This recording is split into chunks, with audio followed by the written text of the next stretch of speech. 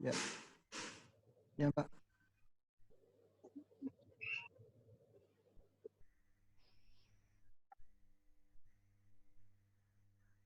Boleh di YouTube aja, di YouTube live YouTube supaya nanti yang lain yang nggak bisa masuk bisa gabung di YouTube, bisa komen di situ. Live YouTube, Facebook juga boleh kalau mau di-linkkan ke yang punya KM PBS itu. Oke. Dua medsos saja.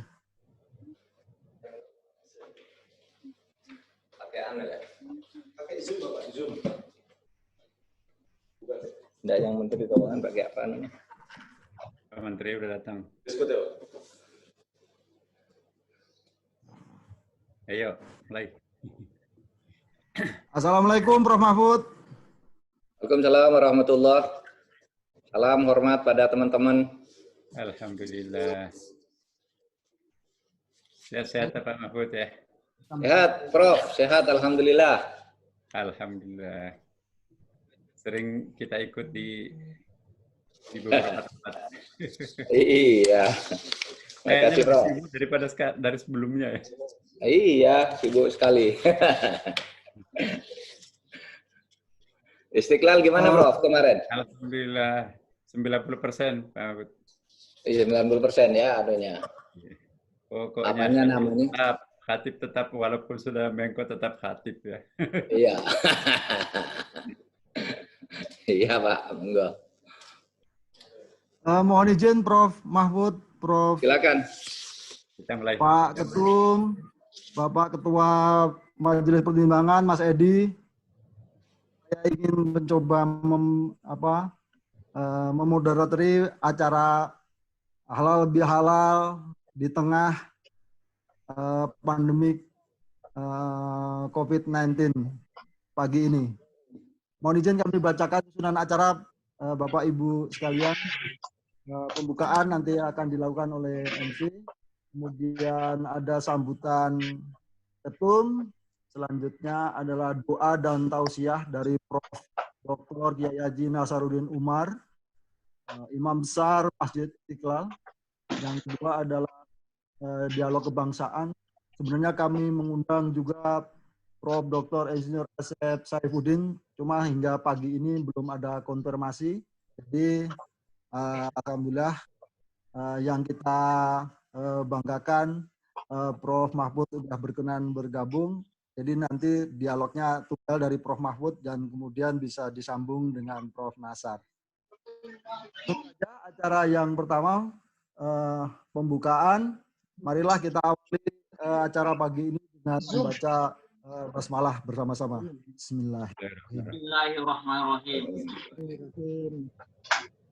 Selanjutnya sambutan ketum. Kami persilakan, namun mohon maaf karena waktu Prof. Nasar dan Prof. Mahfud benar-benar sangat terbatas karena banyak urusan kenegaraan, mohon dibatasi Pak Ketum. Dipersilakan. Nggak tahu. Tampil nggak? Bagus, sudah masuk? Sudah, silakan Pak. Oke. Assalamualaikum warahmatullahi wabarakatuh. Waalaikumsalam warahmatullahi wabarakatuh. Yang kami hormati Bapak Profesor Mahfud MD, selaku Menko Polkan, dan juga para Dewan Pimpinan daripada KMA PBS. Yang kami hormati Bapak Profesor Dr. Nasaruddin Umar, MA, Imam Besar Masjid Istiqlal, yang akan memberikan tausiah kepada kita semua.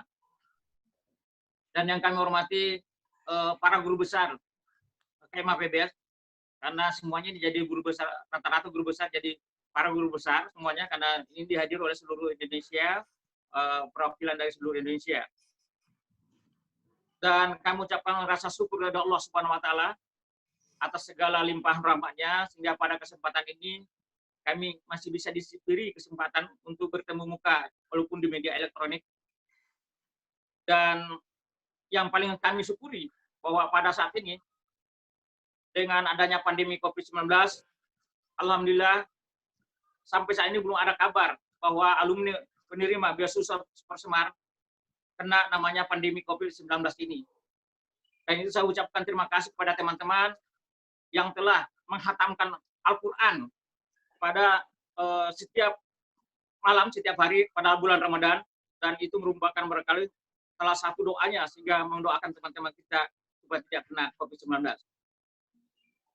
Dan pada hari ini kita adakan halal bihalal melalui media elektronik, dan perlu kami informasikan bahwa kegiatan dari yang dikoordinir oleh Pak Agus tentang penanganan dampak COVID-19 dan melalui penyaluran dana dari teman-teman, insya Allah akan dilaksanakan dan akan dilaporkan pertanggungjawabannya yang akan datang.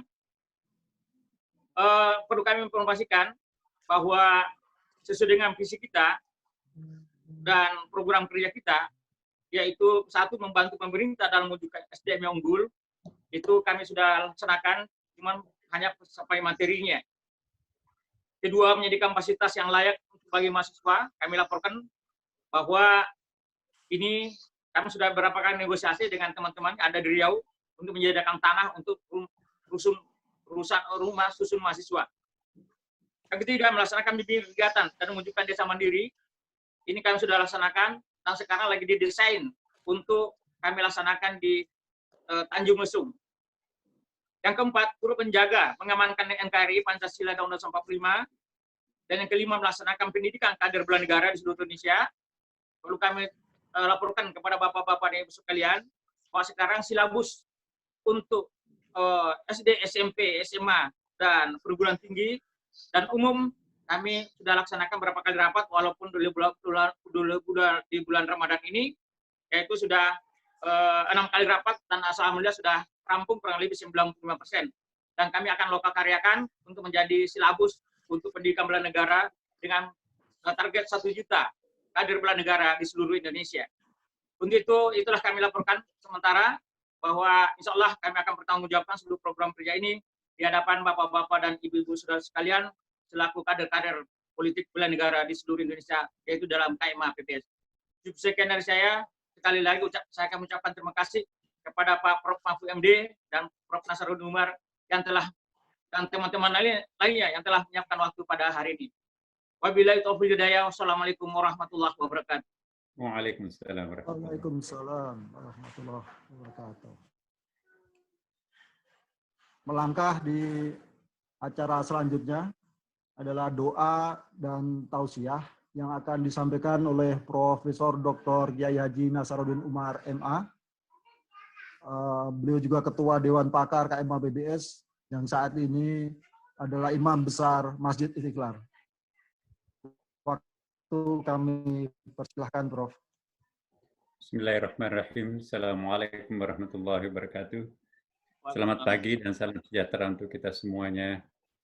Alhamdulillah wa syukurillah wa salatu wassalamu ala rasulillah Sayyidina wa habibina wa syafi'ina maulana Muhammadin sallallahu alaihi wasallam, yang sama-sama kita banggakan, kita hormati Bapak Profesor Dr. Haji Mahfud MD, kebanggaan kita dari KMA PPS.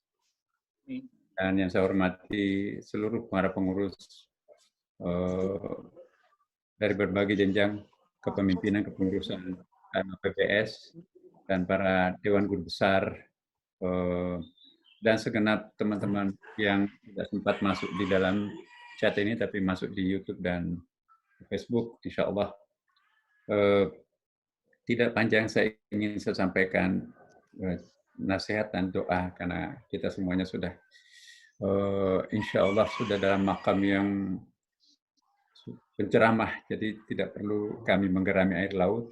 Hanya saya ingin mengingatkan beberapa kata saja bahwa silaturahim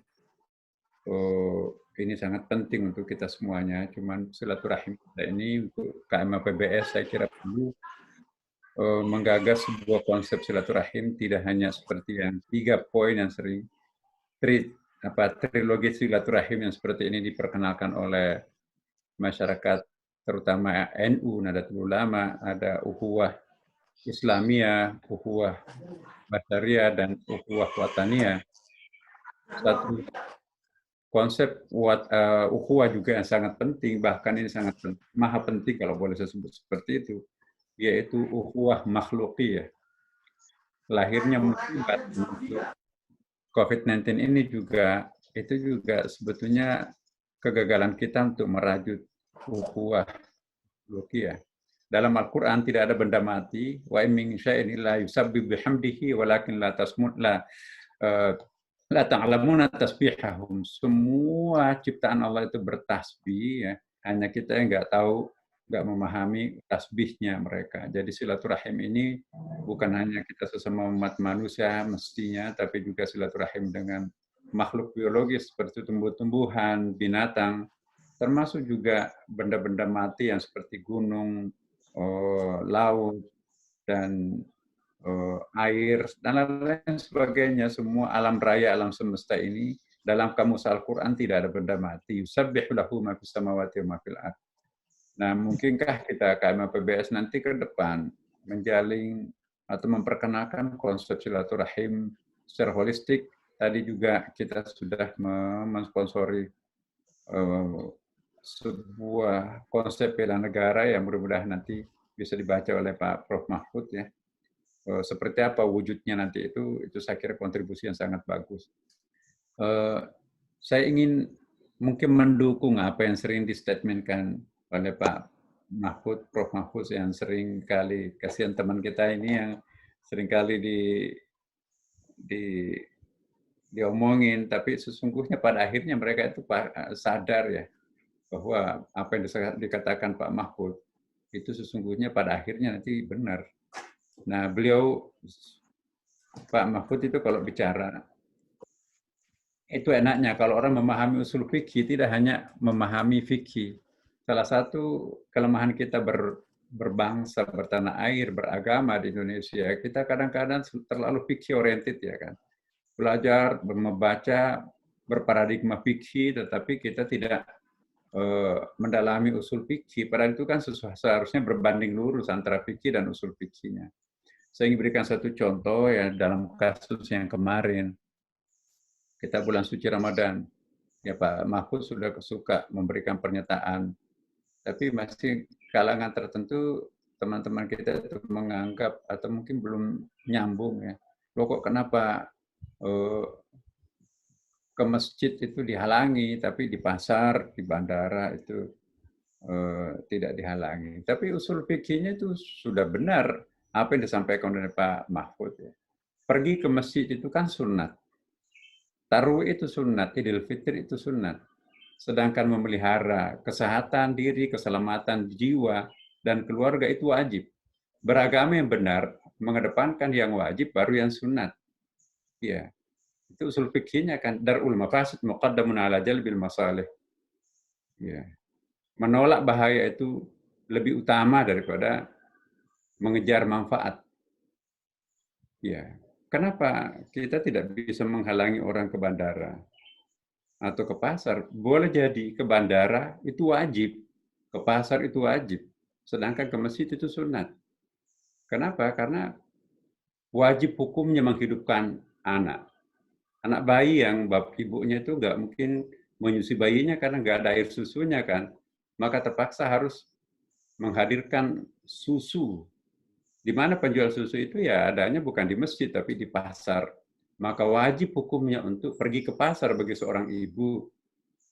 Beras sudah habis, ya, jadi kita harus beli beras karena kalau enggak itu enggak mungkin satu keluarga makan. Wajib hukumnya pergi ke mal atau ke pasar. Ya. Kemudian juga obat-obatan, katakanlah misalnya obat-obat corona itu yang harus dikirim ke Indonesia Timur, kalau itu enggak dikirim itu banyak orang yang korban. Maka kan tidak mungkin pakai berenang, itu harus ke bandara. Jadi wajib hukumnya ke bandara, ya, wajib hukumnya ke pasar, sunat ke masjid.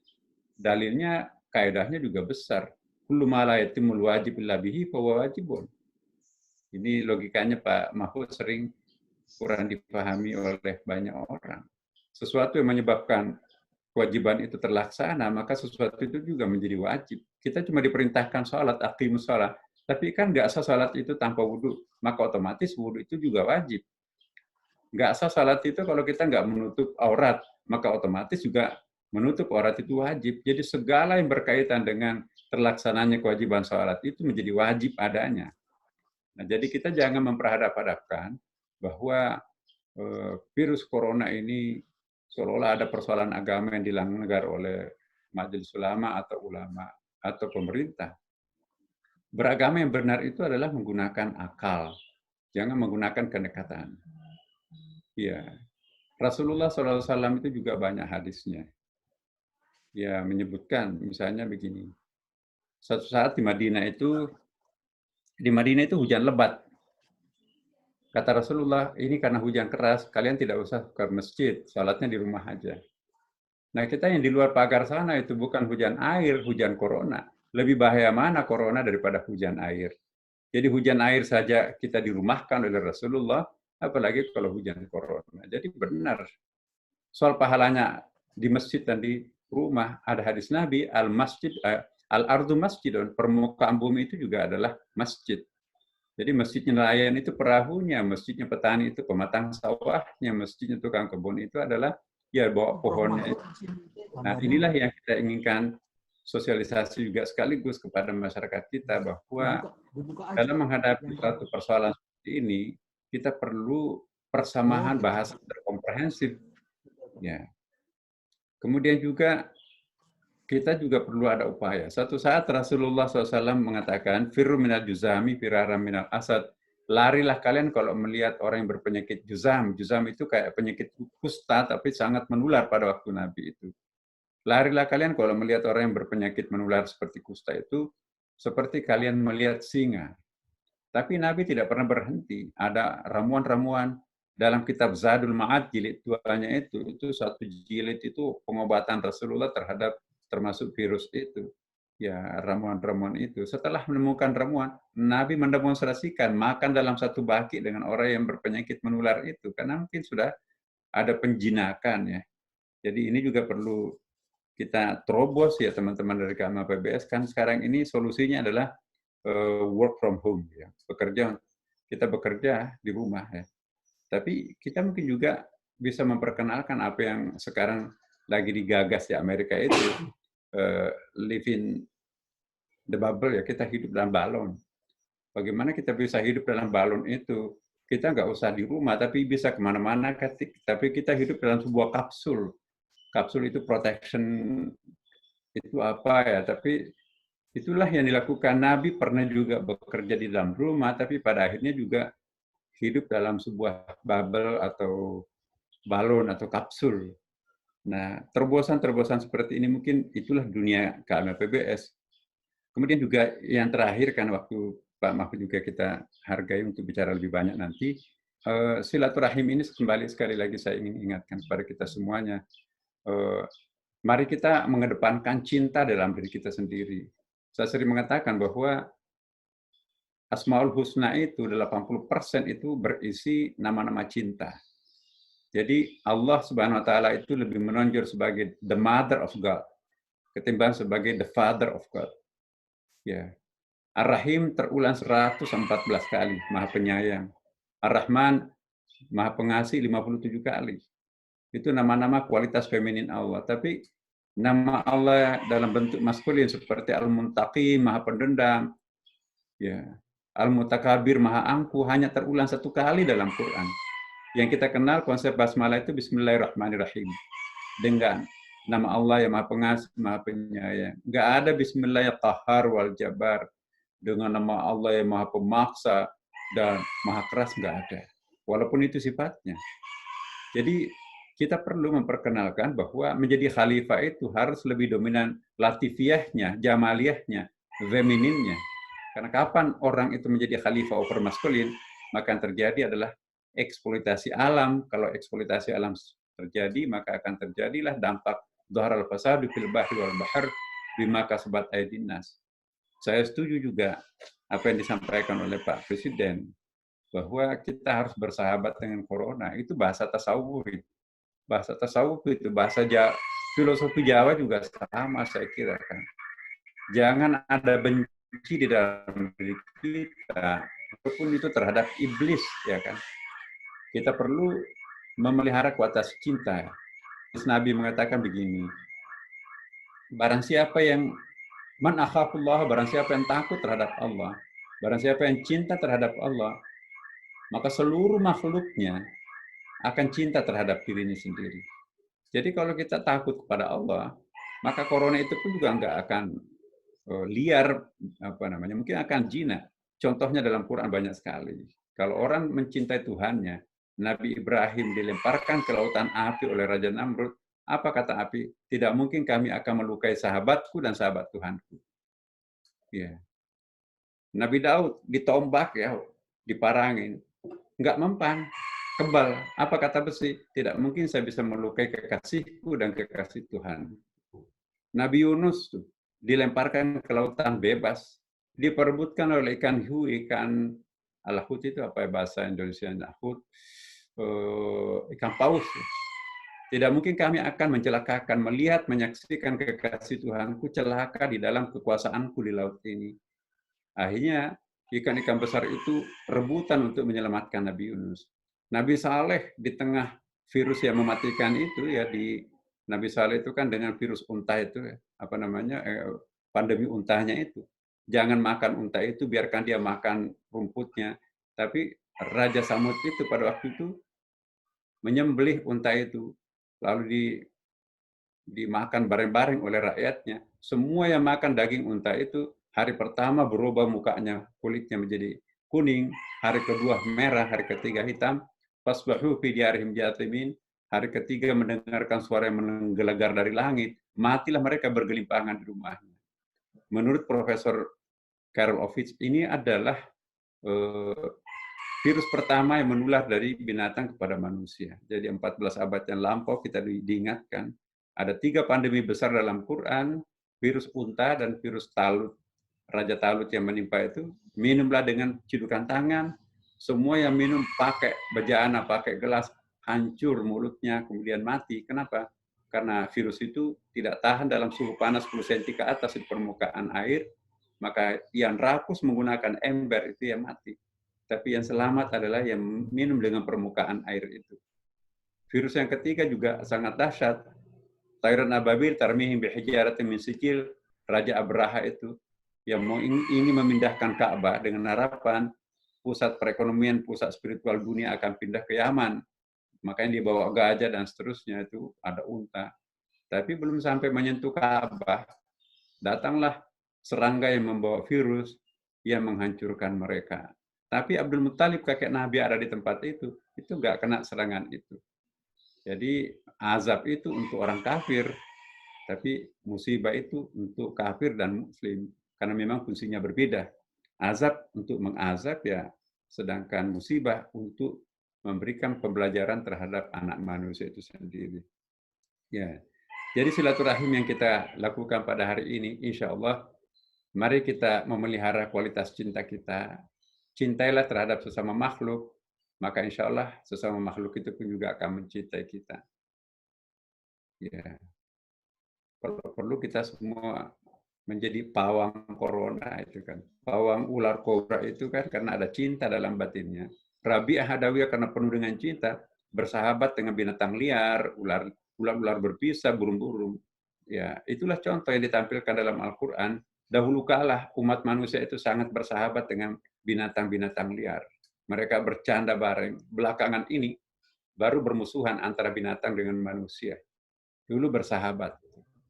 Nah, semakin kita berjarak dengan alam, maka semakin alam itu tidak bersahabat dengan kita semuanya.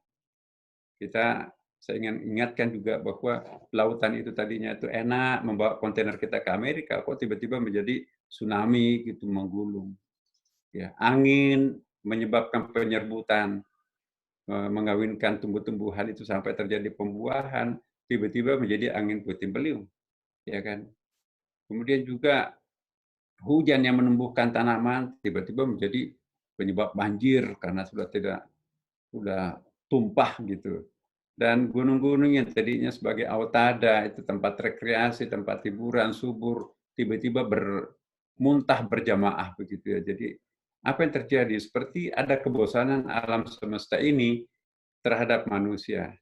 Padahal janjinya Allah, wasakhkhara lakum ma fis samawati wal ardh. Kami tundukkan kepada kalian langit dan bumi, tapi karena kita tadi itu melampaui batas dalam menjadi khalifah, akibatnya mereka tidak akan bersahabat lagi dengan kita. Nah, silaturahim kita kali ini, mari kita menggalang sebuah silaturahim besar.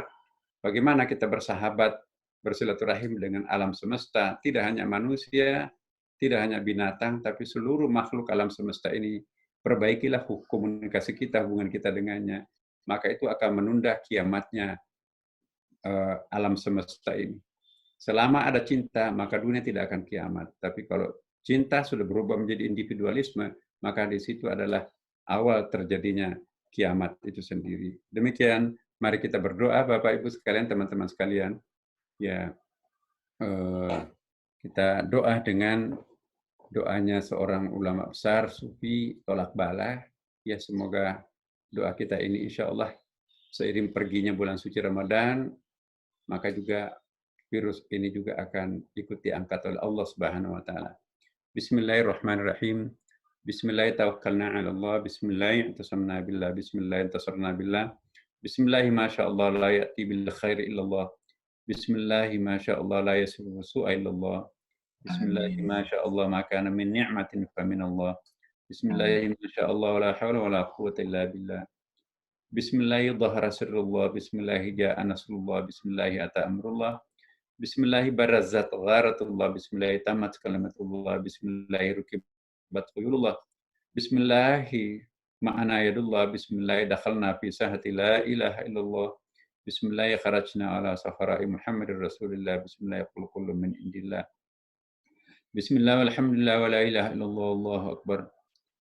Allahumma la tadi' lana fi maqamina hadha dhanban illa ghafarta wa la hamman illa farrajta wa la maridan illa syafaita ولا ميتا إلا رحمت ولا مبتلى إلا عافيت ولا مبتلى إلا عافيت ولا مبتلى عافيت ولا دينا إلا قضيت ولا ضالا إلا هديت ولا جاهلا إلا علمت ولا مجاهدا في سبيلك إلا نصرت اللهم إنا نعوذ بك من الجزام والوباء وسوء الأخلاق اللهم رب ارحمكما كما ربنا صغارا ربنا آتنا في الدنيا حسنة وفي الآخرة حسنة وقنا عذاب النار Walhamdulillahi rabbil alamin. Wassalamualaikum warahmatullahi wabarakatuh. Waalaikumsalam warahmatullahi wabarakatuh. Terima kasih sekali Prof. Nasaruddin.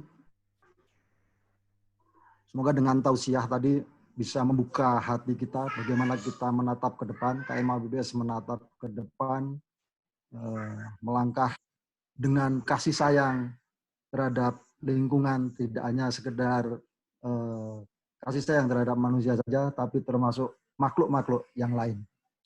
Untuk selanjutnya, kami persilahkan Profesor Dr. Haji Muhammad Mahfud, MD, Menko Polhukam Republik Indonesia, untuk berkenan memberikan wawasan kebangsaan pada kita semua di tengah-tengah COVID-19. Waktu dipersilakan. Assalamualaikum warahmatullahi wabarakatuh. Para peserta silaturahim yang terhormat, wabil khusus Profesor Nasaruddin Umar, Imam Besar Masjid Istiqlal, mantan Wakil Menteri Agama Republik Indonesia, dan tokoh kita di lingkungan keluarga besar, alumni penerima beasiswa Super Semar. Kemudian para pembicara yang lain, kalau di dalam undangan yang tertera itu ada Profesor Asep Saifuddin, mudah-mudahan juga hadir bersama kita hari ini. Saya sebentar saja karena judulnya dialog, maka saya akan mengantarkan saja sedikit beberapa hal yang ringan-ringan. Dialog kebangsaan. Nah, ada yang mengatakan begini,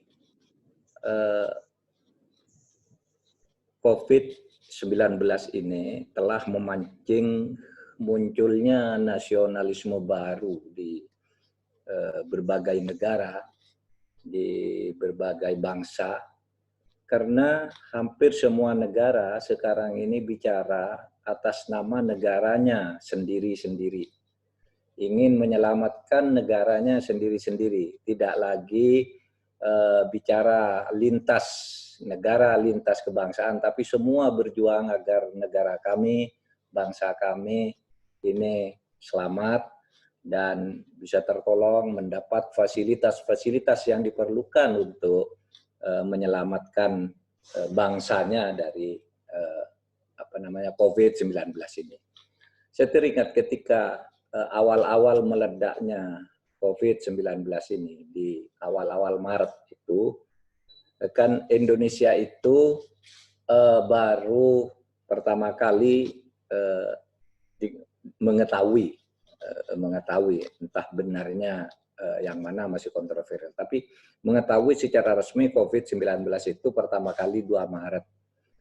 Nah, sesudah itu kita mencoba, karena perkembangannya dari hari ke hari itu luar biasa, masif, penularannya cepat gitu.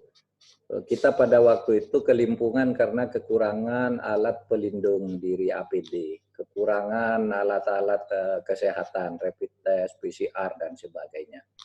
Apa yang terjadi? Yang terjadi pada waktu itu, kita menghubungi semua negara yang punya pabrik itu, pabrik alat-alat kesehatan dan obat-obatan itu, hadirin sekalian, itu rebutan.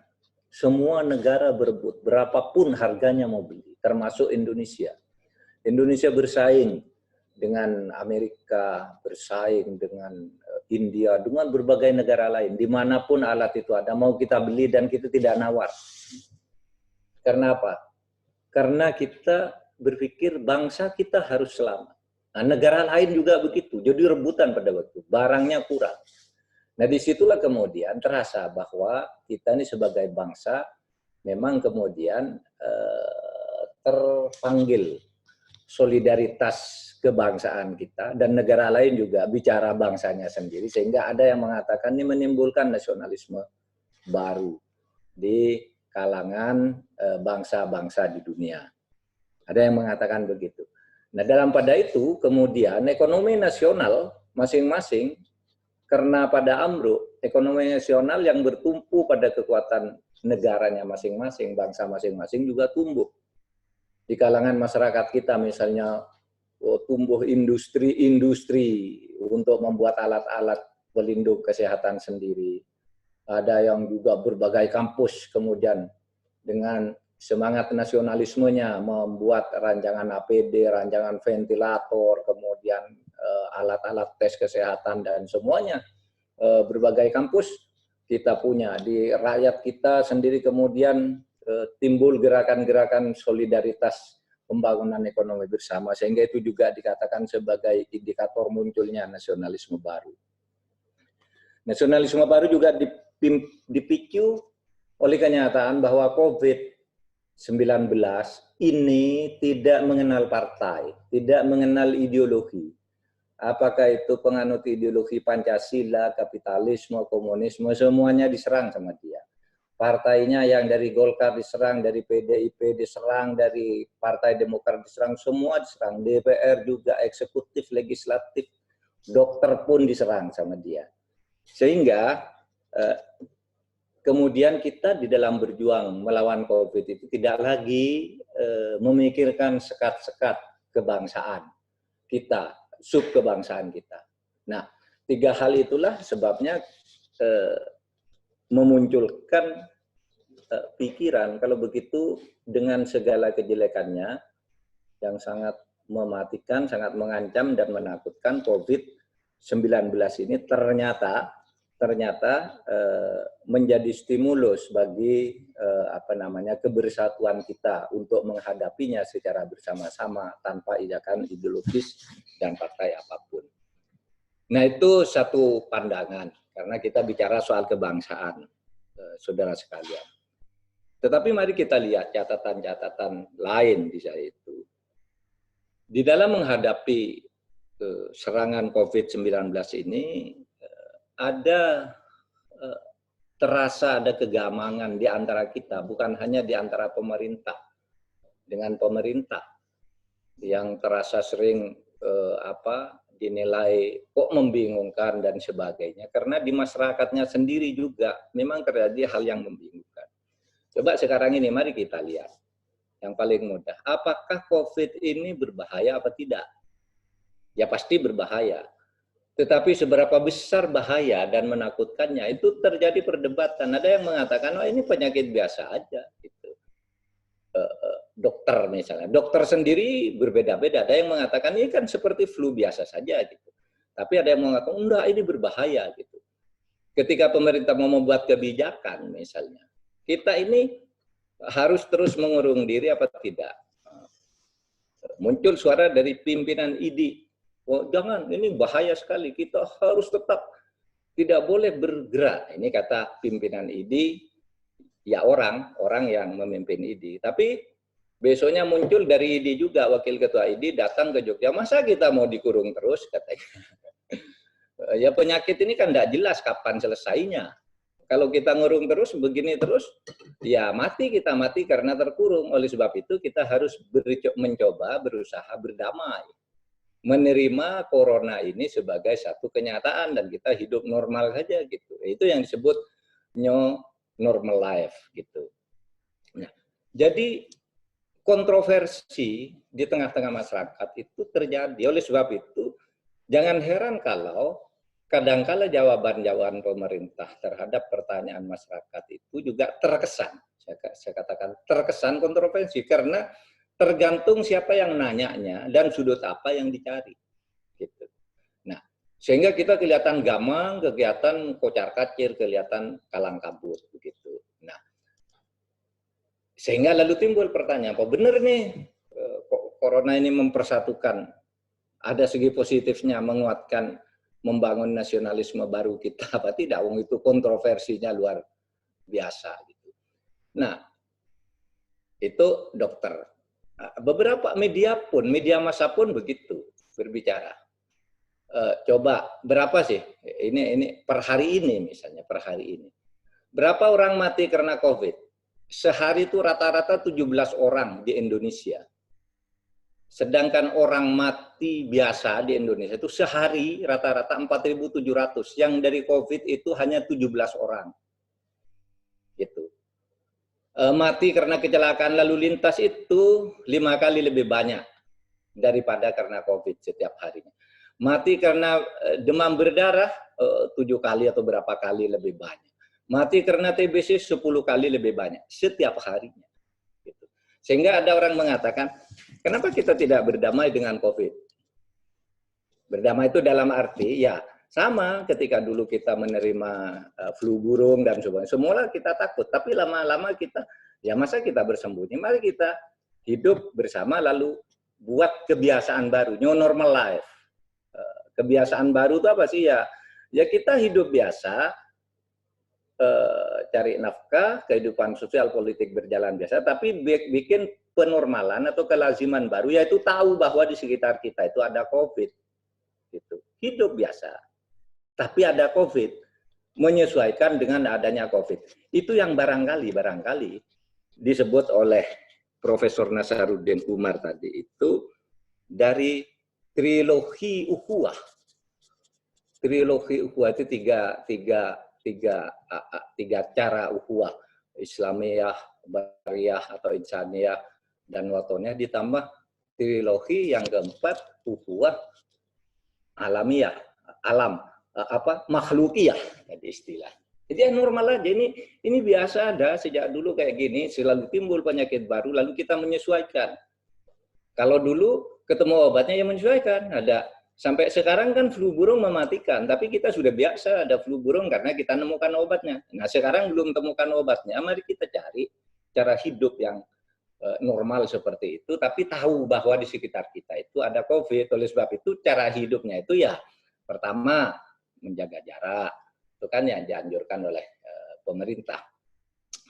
Kemudian cuci tangan sesering mungkin dengan sabun, kemudian pakai masker.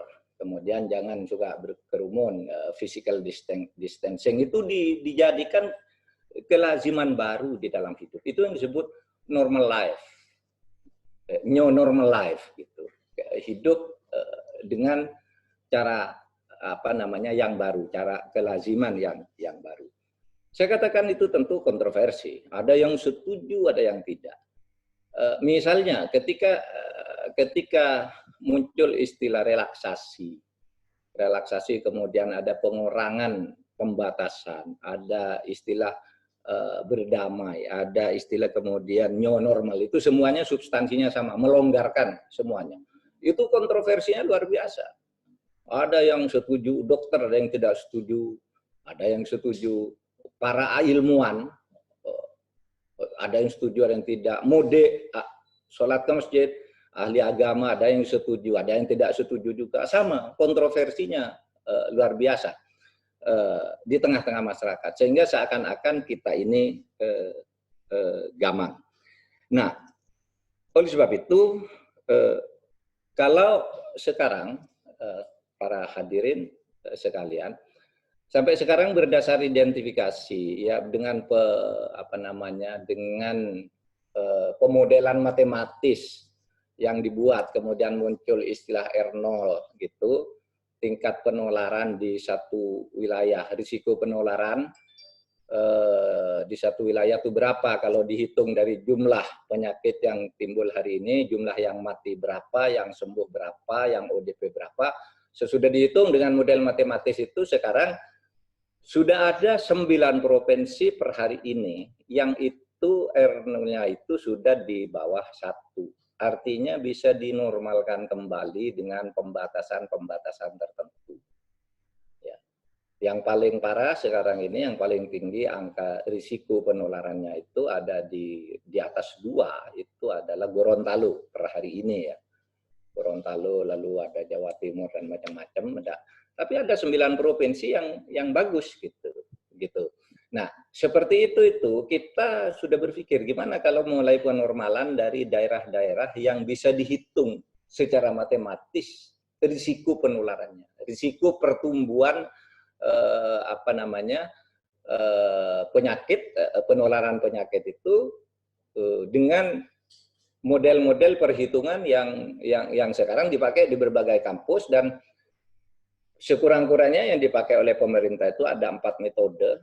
Ya, ada 4 metode. Dari 4 metode itu ketemunya sama. Berarti matematisnya, secara metodologis itu benar bahwa di daerah sana itu berisiko, daerah sini masih berbahaya sampai seminggu ke depan, daerah sini kurang sekian hari, itu sudah dihitung semua berdasar pemodelan matematis itu. Nah, mudah-mudahan kita bisa kompak ya, seumpama tidak kompak seluruhnya, bisa secara umum kita bisa memandang hal yang sama. Bagaimana menata bangsa ini ke depan? Karena saya tidak bisa membayangkan, kita tidak tahu kapan berakhirnya COVID-19 ini. Kita tidak tahu. Ada yang mengatakan itu masih sampai 2 tahun lagi. Ada yang mengatakan, WHO mengatakan tidak akan pernah hilang. Ini akan timbul tenggelam, akan timbul tenggelam. Masa dengan situasi seperti itu kita akan mengurung diri terus, akan taruhlah dalam bahasa yang umum yang keras itu lockdown terus, meskipun istilah itu tidak dipakai karena kita memakai istilah PSBB dan memang elemen-elemennya berbeda. Sehingga lalu ya tidak kuat dong, lama-lama orang bisa mati karena stres juga kalau tidak ada upaya penormalan dengan cara yang baru gitu. Cuma ini kapan waktunya, maka pakai ukuran itu tadi, ukuran pemodelan matematis yang sudah sering dipakai itu oleh pemerintah, ya, lalu dipakai untuk bagaimana kalau pakai ini. Dan sampai hari ini nih penormalan itu belum ada. Ya. Aturannya tetap ada, tapi ini baru dalam proses diskusi-diskusi untuk menuju ke sana. Saya yakin di antara kita pun yang hadir 40 orang ini, hari ini di sini, pendapatnya pasti berbeda-beda juga. Dari sudut keagamaan juga pasti berbeda. Pasti ada yang tidak setuju pemerintah masa takut umat Islam ke masjid, kok tidak dibiarkan saja gitu. Itu kan urusan Allah. Tapi ada juga yang berpendapat jangan dong, itu sunnatullahnya itu kalau Anda berani mendekati penyakit berarti Anda berani bunuh diri, kan begitu. Pasti berbeda-beda seperti itu.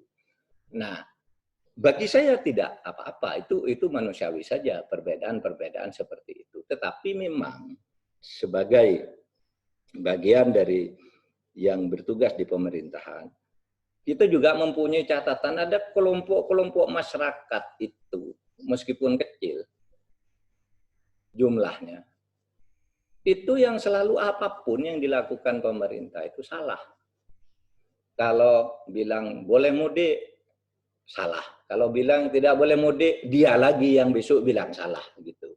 Pokoknya apapun yang dilakukan salah. Memang ada kelompok orang yang seperti ini, yang memang punya target-target tertentu. Pokoknya ini salah terus. Nah itu jumlahnya sedikit, sehingga kita tidak terlalu khawatir dengan hal yang seperti itu.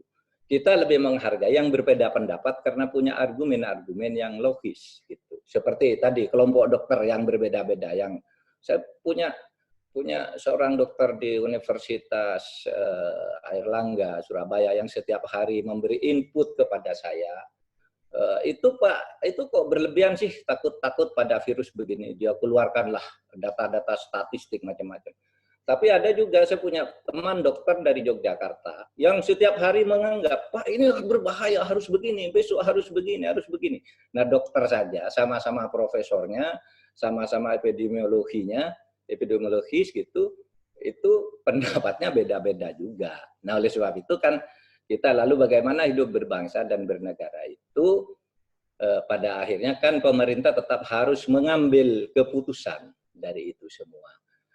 Nah kalau bicara soal kebangsaan, kalau pemerintah sudah mengambil keputusan, ya itulah kewenangannya, karena pemerintah itu memang tugasnya mengambil keputusan lalu mengendalikan keputusan-keputusan itu agar efektivitasnya itu berlaku setinggi mungkin.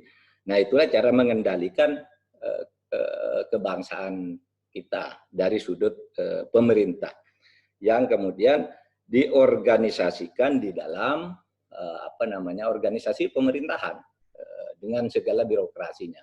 Boleh ada yang setuju, ada yang tidak, bahwa ada yang tidak efisien, ada yang efisien, itu biasa terjadi di mana-mana. Tapi semua itu harus diselesaikan dan pemerintah punya tanggung jawab untuk melakukan itu semua.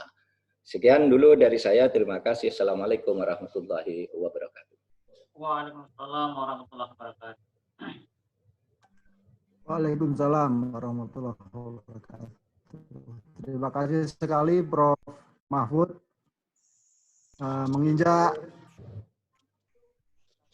dialog.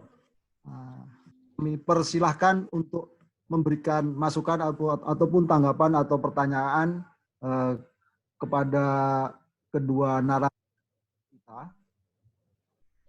Atau dimulai dari yang senior, ini adalah ada Ketua Majelis Pertimbangan KMAPS Pusat, Pak Edi Jauhari. Silakan Pak. Adik deh. Bisa Gus, nanti dari bawah bisa ya?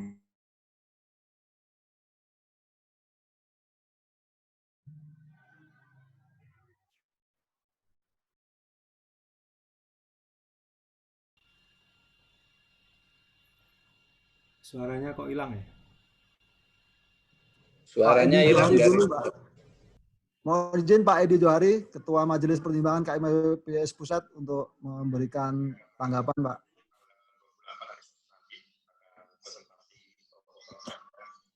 Nyalakan dulu Pak Edi.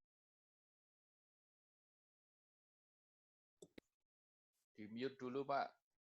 Lagi dibantu anaknya, cucunya. Pak Sofi, tolong dibantu Mbak. Pak Edi. Sudah Pak. Udah. Maaf untuk di mute sendiri dulu ya Pak. Iya, silakan Pak Edi.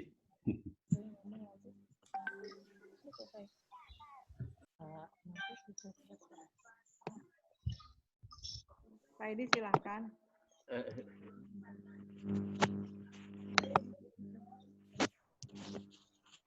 Kayaknya Pak Edi kok nggak ada. Pak Edi. Silakan Pak Edi bicara. Ini sudah bagus kok. Pak Edi Jauhari silakan. Belum muncul Pak. Pak Edi nampaknya nggak ada keluar suara tuh Pak. Pak Edi belum keluar suara Pak Edi. Boleh di skip dulu ke yang lain Pak Agus. Soalnya harus dibetulkan. Baik. Kalau begitu kepada Bapak Jaka Permana, mohon Pak. di sini yang raise hand dulu, Pak Agus. Pak Jaka Permana dulu. Ya, siap. Sudah dengar Dengar, suara dengar, saya? dengar. Pak Jaka. Dengar. Sudah dengar ya? Ya, dengar. Baik, kepada semua kawan-kawan, Pak Menteri Mahfud MD dan Pak Prof. Nazarudin dan rekan-rekan semua, saya berbangga, nggak berkurang kangen saya melalui Zoom ini. Mudah-mudahan nanti kalau sudah COVID hilang, mungkin kita bisa bertatap muka dan bisa bersengkrama lagi secara normal. Amin. Dan terima kasih kedua ceramah tadi bagus sekali dan dapat dipahami dan mudah-mudahan kita semua dapat merasakan the new normal life seperti tadi. Demikian saya kira tidak berpanjang lagi. Saya terima kasih bahwa saya orang tua yang masih diundang bahwa teman-teman semua ini. Bahagia saya. Terima kasih. Wassalamualaikum warahmatullahi wabarakatuh. Mangga Mas Edi. Assalamualaikum warahmatullahi wabarakatuh. Oke, lanjut ke Pak Edi Johari, Pak. Monggo, Pak. Ya, singkat saja Prof. Mahfud. Jadi kelihatannya ini memang perlu dimantapkan lagi komunikasi pemerintah dengan masyarakat, Prof. Ya, saya mendengar dari Prof. Nasar tadi memang sebetulnya udah bagus itu, tapi bagaimana pesan dan Prof. Nasaruddin Umar itu bisa terinformasi dengan masyarakat. Saya setuju bahwa ada kelompok-kelompok kecil itu, di mana pokoknya semuanya salah, kita paham itu. Nah, untuk itu bagaimana caranya segera mempersiapkan satu sistem, mungkin di Kominfo itu yang kelihatannya kok masih nggak begitu nggak begitu bisa menonjol untuk seperti komunikasi informasi kepada masyarakat itu. Itu aja, Prof. Terima kasih. Terima kasih Pak Edi Johari. Mungkin dua dulu. Ada Dokter Sahril, mungkin perlu kita dengar pendapatnya, Mas Agus. Oh, siap. Monggo Pak Dokter Sahril, Ketua Direktur Utama Rumah Sakit Suliati Saroso. Terima kasih. Assalamualaikum warahmatullahi wabarakatuh. Waalaikumsalam. Selamat Idul Fitri. Mohon maaf lahir batin buat semua senior-senior dan kawan-kawan semua, khususnya Prof. Mahfud dan Prof. Nazarudin. Perkenalkan saya Dr. Sahril yang dulu merintis KMA PBS yang pertama kali di Indonesia. Kami dari ONS gabung dengan Unhas dan kawan-kawan termasuk Unpad. Jadi kami yang membidani KMA PBS yang pertama kali dulu berdiri, Prof. Ya. Baik, untuk kasus COVID yang pertama itu kebetulan ada di Rumah Sakit Sulianti Saroso yang tanggal 2 Maret diumumkan Bapak Presiden. Kami ingin menyampaikan situasi internal di rumah sakit sebelum kita bicara dengan new normal life. Jadi begitu pasien yang harus dirawat di rumah sakit, begitu ketatnya para dokter dan para tenaga kesehatan memakai baju alat pelindung diri itu lengkap karena begitu dahsyatnya penularan virus ini. Sehingga kalau sudah ketemu dengan pasien yang positif, maka para medis ini, termasuk dokter-dokter, harus berpakaian yang lengkap. Karena betul-betul virus ini bisa menular dengan gampang dan cepat melalui kontak itu. Nah, tidak bisa dibayangkan kalau begitu banyaknya pasien yang harus dirawat, ya, begitu banyaknya dokter dan tenaga kesehatan, dan begitu banyaknya alat pelindung diri yang harus kita siapkan untuk menangani ini. Yang kedua, kita tahu persis penularan corona ini kan melalui droplet dan kontak. Makanya ada himbauan mengharuskan kita memakai masker dan cuci tangan yang sering. Nah, kalau kita melihat fenomena masih tingginya kasus ditemukan, bahkan hari kemarin itu sudah sampai 900, yang sebelumnya 1.000, artinya masih cukup tinggi kasus-kasus yang ditemukan. Memang betul Prof. Mahfud tadi, angka kematiannya tidak besar dibandingkan dengan kematian tuberkulosis, demam berdarah, dan sebagainya. Tetapi angka yang ditemukan tadi cukup memberikan dampak yang domino kalau ini tidak kita tangani karena penularannya adalah dari orang yang positif tadi. Nah, tentu saja kita harus bijak bagaimana mengatur sementara angka masih tinggi, yang kedua obat termasuk vaksin juga belum ditemukan, maka ini harus seimbang. Memang tidak enak kalau diisolasi. Jangankan seminggu, 2 minggu, 2-3 hari aja kita sudah sangat bosan problem itu. Tetapi kita harus paham, apabila angka ini masih tinggi, tidak kita kendalikan, maka ini akan menjadi dampak yang sangat luar biasa. Dan bisa-bisa apa yang disampaikan oleh Prof. Nazar tadi, itu kasus yang wabah yang sangat luar biasa. Nah, saran kami memang harus bijak betul. Satu sisi tenaga medis ini mempersiapkan diri untuk merawat betul pasien ini. Yang kedua, masyarakat bersama seluruh kita ini menjadi pahlawan terdepan juga untuk memutus atau mengurangi penularan di tingkat masyarakat ini. Sehingga betul-betul harus ada komitmen bersama. Jangan dibiarkan, karena angka 1.000 ini cukup tinggi. Ya, bisa jadi nanti akan berkembang lagi. Jangankan 1.000, 100 saja yang positif, itu bisa menjadi ya masalah besar bagi kita semuanya. Yang penyebarannya kita tidak tahu, dengan cepat sekali virus ini sangat menyebar. Bahkan kalau dilihat tanggal 2 Maret sampai sekarang baru 3 bulan, dari angka 2 orang, saat ini sudah menjadi 21.000. Kira lonjakannya sangat tinggi. Saya kira demikian pemikiran dari kami, sehingga saran kami perlu ada suatu kebijakan khusus menyeimbangkan antara kebutuhan masyarakat, fenomena sosial, maupun fenomena medis yang memang harus kita perhatikan secara bersama-sama dan komprehensif untuk penanganannya. Terima kasih. Mudah-mudahan bermanfaat. Assalamualaikum warahmatullahi wabarakatuh. Terima kasih, Dr. Sahril. Sementara 3 dulu, mohon tanggapannya dari Prof. Nasar dan Prof. Mahfud. Dimulai dari Prof. Nasar dulu. Monggo, Pak.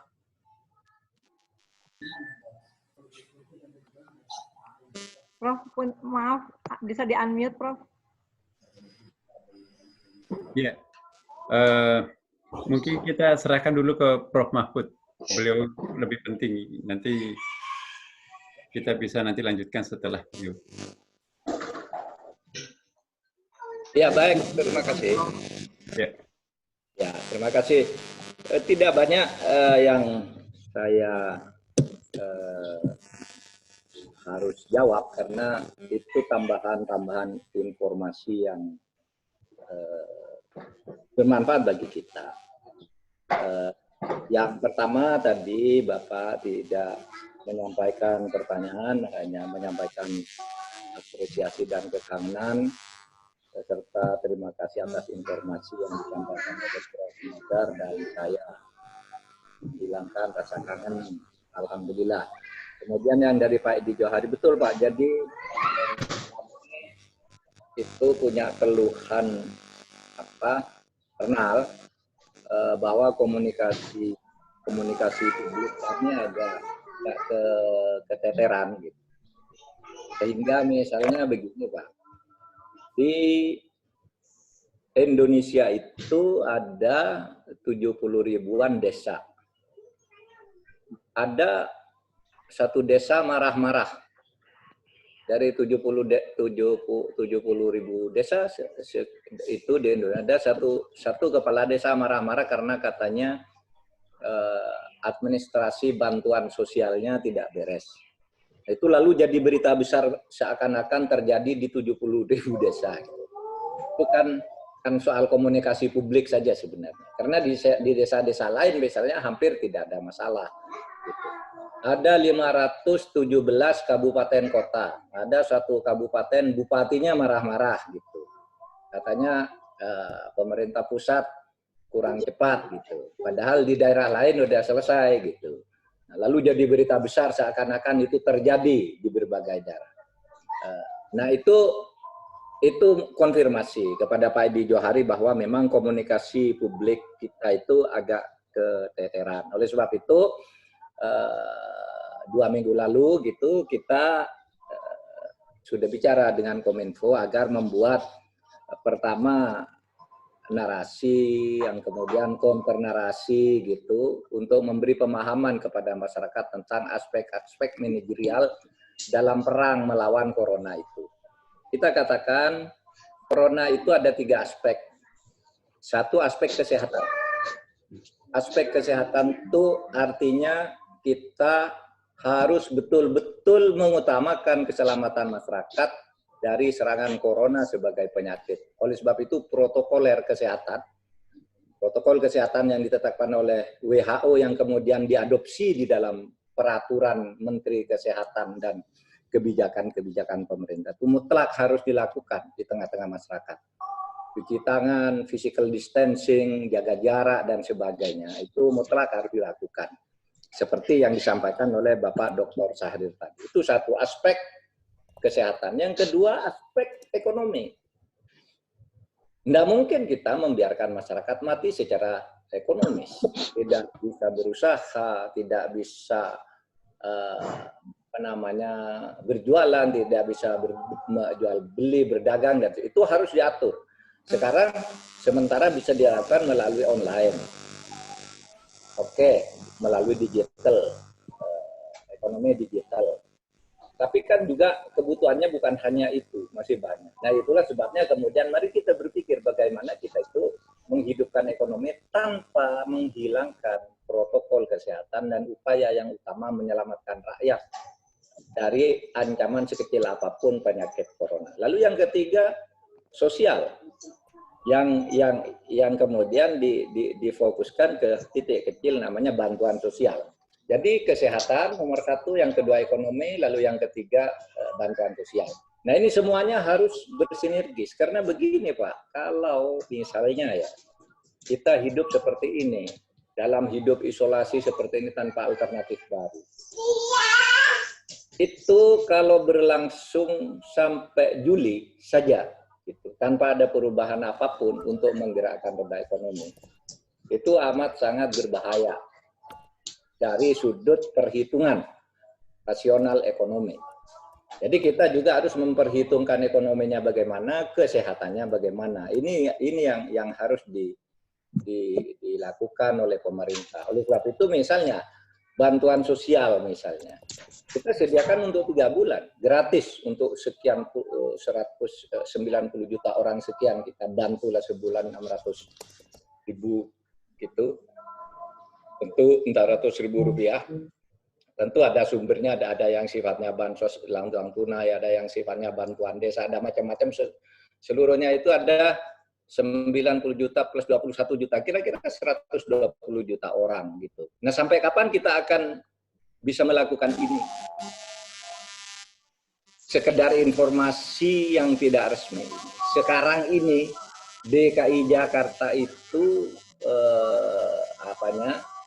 pendapatan asli daerahnya, PAD-nya itu sudah mulai habis, gitu. Ini baru bulan apa gitu. Nanti kalau menjelar ke seluruh Indonesia gimana? Kalau kita tidak berpikir tentang ekonomi. Gitu. Oleh sebab itu kesehatan ya tetap nomor 1 karena menyelamatkan masyarakat itu kan dari kesehatannya, dari ekonominya juga. Kan 3 itu kesehatan, pendidikan dan ekonomi kan gitu. Yang kemudian yang dikatakan masyarakat sejahtera itu kan ukurannya 3 itu, badannya sehat, ekonominya cukup, pendidikannya baik. Nah, di sini nanti kehidupan sosialnya akan membaik dengan sendirinya kalau 3 hal itu jalan. Jadi itu Pak Edi Johari tentang komunikasi yang harus dilakukan dengan masyarakat. Pak Sahrir, terima kasih, Prof. Ya, saya setuju, sangat setuju bahwa harus kita hati-hati menjaga kesehatan ini. Dan teorinya benar. Ternyata yang melakukan isolasi secara ketat, disiplin, seperti Jawa Barat dan Jakarta, itu sekarang, itu sudah membaik. Jakarta sekarang R0-nya itu sudah 0,9. Sudah termasuk kategori yang agak aman. Gitu. Padahal dulu ini yang paling bahaya. Karena apa? Karena Jakarta paling ketat. Oleh sebab itu pengetatan seperti yang dikatakan oleh Dr. Sahrir itu benar. Gitu. Benar. Gitu. Tetapi juga tidak akan ada yang bisa membantah bahwa kita harus berpikir tentang bagaimana menggerakkan roda ekonomi itu tanpa mengurangi pengetatan-pengetatan seperti itu. Oleh sebab itu, kalau diperhadapkan itu selalu beda sudut pandangnya. Nah, bagaimana kita mencari titik tengah dari perbedaan itu? Saya sangat setuju teorinya Pak Sahrir itu. Sehingga ya saya dapat meme yang ditulis dalam bahasa Inggris. Corona itu kan ibarat istrimu. Mula-mula ketika kamu mau beristri dia, kamu berpikir mau menundukkan dia. Tetapi sesudah jadi istri, ternyata kamu tidak bisa menundukkan dia. Dan kemudian kamu harus berdamai dengan dia, menerima dia apa adanya. Nah itulah cara hidup yang damai dengan corona itu, Pak Sahrir. Terima kasih. Assalamualaikum warahmatullahi wabarakatuh. Luar biasa. Terima kasih Prof. Luar biasa. Sebenarnya ini kalau dikomunikasikan seperti yang disampaikan Pak Edi tadi, kemungkinan ya nation-nya Indonesia itu akan segera muncul ini Prof. Oke, kita lanjutkan untuk mewakili perempuan. Tadi ada Prof. Reni. Mohon izin Prof. Reni. Prof. Reni Akbar. Terima kasih Pak Agus Rianto. Pak Menteri, salut dengan informasinya, sangat informatif sekali. Namun memang kami di Dewan Guru Besar UI juga membicarakan masalah hal ini dan kita akan membuat buku ya bagaimana tentang virus corona ini. Saya coba untuk menelusuri ya sejak kapan sih sebenarnya awareness kita terhadap virus corona ini. Ternyata tadi kan Pak Menteri bilang baru bulan Maret, awal Maret ya. Ternyata itu di WA grup Dewan Guru Besar UI sudah ada postingan yang dikutip dari siaran pers Biro Komunikasi dan Pelayanan Masyarakat Kementerian Kesehatan RI yang bertajuk penyakit pneumonia berat yang belum diketahui penyebabnya muncul di Tiongkok. Jadi itu tanggal 6 Januari. Yang mana itu memang sudah di media mainstream dan online nasional dan internasional sejak Januari itu sudah mulai memberitahukan tentang wabah di kota Wuhan tersebut. Nah, sayangnya pemerintah dalam hal ini walaupun sudah dari Kementerian Kesehatan sudah menyampaikan siaran berita itu, tetapi kurang kompak ya dan sendiri sampai harus akhirnya Presiden yang mengumumkan baru tanggal 2 Maret. Jadi sudah berjalan 2 bulan seperti itu. Nah, ini sebenarnya apa yang terjadi sih sebenarnya pada pemerintah? Terima kasih, Pak. Terima kasih Prof. Reni. Yang agak lebih jauh lagi ada Prof. Tanra Telu dari Sulawesi Tengah. Kami persilakan Prof. Tanra, pandangan dan tanggapannya.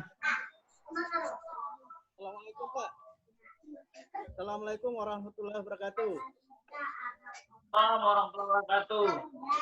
Pertama saya sampaikan selamat Idul Fitri Al-Adha Al-Azim. Kita semua diberi perlindungan oleh Allah Subhanahu wa Ta'ala. Terhormat Bapak Menko Polhukam, Bapak Profesor Asarudin Umar, Bapak Ketua KMPBS dan Bapak Ibu sekalian yang sama saya hormati dan banggakan. Saya singkat saja Pak. Apa yang telah disampaikan oleh Prof. Mahfud dan Prof. Nasar saya kira ini memberi pencerahan kepada kita semua. Namun hal yang perlu barangkali kita pikirkan atau kita perhatikan selama ini adalah adanya ketidaksinkronan kebijakan-kebijakan yang dikeluarkan oleh pemerintah pusat dengan pemerintah daerah. Kadang suatu kebijakan dikeluarkan oleh pemerintah pusat, kemudian diimplementasikan oleh pemerintah daerah, dalam hal ini katakanlah provinsi atau kabupaten, tapi kemudian dirubah lagi oleh pemerintah pusat. Ini yang kemudian membingungkan masyarakat. Tujuannya mungkin sih baik, tetapi informasi itu seperti yang dikatakan tadi Pak Edi, itu tidak nyambung atau tidak tersosialisasikan informasi-informasi yang perlu diperbaiki itu, sehingga masyarakat menjadi apatis, masyarakat menjadi tidak punya perhatian lagi dengan itu, bahwa apa yang disampaikan oleh pemerintah pusat begini, kemudian diimplementasikan oleh pemerintah daerah seperti apa yang diinginkan oleh pemerintah pusat, lalu kemudian berubah lagi. Nah, ini yang kadang tidak nyambung. Oleh karena itu perlu barangkali yang ketika ada kebijakan yang berubah ini perlu segera disosialisasikan sehingga masyarakat tahu dan tidak bingung. Kami terutama di daerah kadang bingung. Kenapa tiba-tiba berubah seperti ini? Itu yang pertama. Yang kedua, bahwa memang kita harus berpikir bahwa ekonomi kita harus jalan. Kemudian kesehatan jadi nomor satu. Tetapi ada hal yang kadang munculnya secara diskriminatif.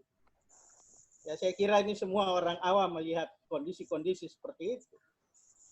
Nah, kadang ini yang membuat masyarakat menjadi apatis atau masyarakat kemudian menjadi emosional untuk menanggapi hal-hal seperti itu. Oleh karena itu perlu ada suatu jalur komunikasi, informasi-informasi yang mengedukasi masyarakat sehingga masyarakat ini tidak berkembang lebih lanjut, karena itu akan membuat masyarakat jadi resah. Akhirnya masyarakat jadi apatis dengan kondisi-kondisi itu. Saya kira itu dari kami, Prof. Terima kasih. Assalamualaikum warahmatullahi wabarakatuh. Terima kasih, Prof. Satu lagi dari Indonesia Timur, Mbak Fitriati, Sekretaris Kecamatan dari Nusa Tenggara Barat.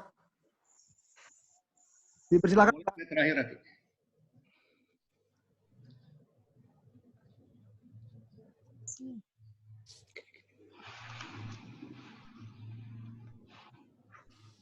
Mas Agus, kalau boleh saya. Mbak Fitriati, dipersilakan. Assalamualaikum warahmatullahi wabarakatuh. Perkenalkan saya Fitriati. Saat ini untuk kami Sekcam di Kecamatan Lembada Sumbawa. Saya sepakat dengan Pak Andi yang dari kami di daerah semuanya sangat mendukung dengan apa yang telah ditetapkan oleh pemerintah. Tetapi kita tidak juga bisa menahan keinginan masyarakat untuk terlepas dari COVID ini. Mengikuti anjuran Bapak Presiden bahwa kita mari berdamai dengan COVID ini, maka kita juga harus mempunyai satu instrumen juga agar apa yang terjadi, jangan kita menganggap bahwa yang kecil itu yang menganggap selalu masalah ini selalu menyalahkan pemerintah, dianggap sepele. Pak Menko Polhukam, jangan sampai karena batu kerikil yang kecil akan menimbulkan masalah yang besar.